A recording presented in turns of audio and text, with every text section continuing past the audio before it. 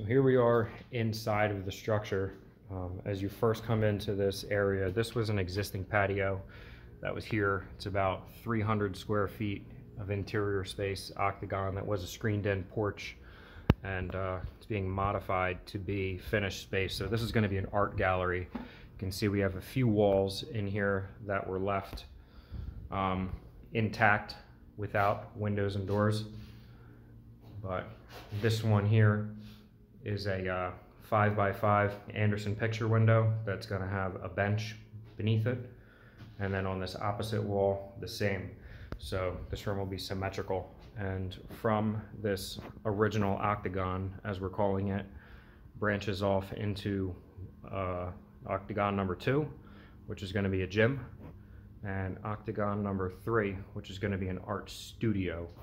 So this ceiling detail here was these beams were rough sawn lumber that was repurposed from the original home that was on this property, which is my customer's father. So it was a very old house, over 100 years old, and this a little bit sentimental.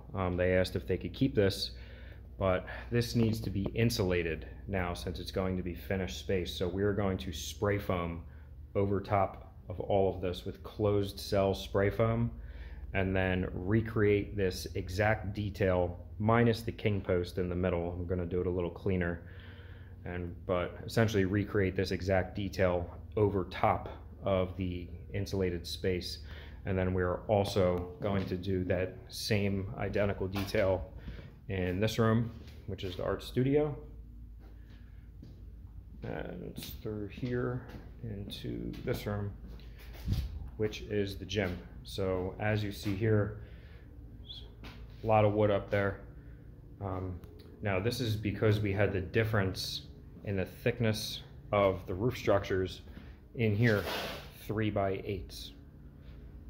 In here, 2x12s. So these hip rafters are bird's mouth down onto the double top plate, and then in between these rafters that fill in the middle are 2x8s as well. So what that's going to allow us to do is insulate the roof with a couple inches of closed cell, and then the cleats are to pick up the tongue and groove planks, and then that's going to leave the 2x12 sticking down a couple inches that we can slip a faux beam up and have something to fasten to. Whereas recreating the ceiling detail in this room is going to be a little different. These ones are going to be mitered together onto these 3x8s, and then I'm going to use probably a headlock or a ledger lock and screw all the way through a 2x4 standing up into these existing hip rafters, and that will give us something to slip a faux beam over and fasten it. So when it's done, both rooms are going to look identical but built completely differently.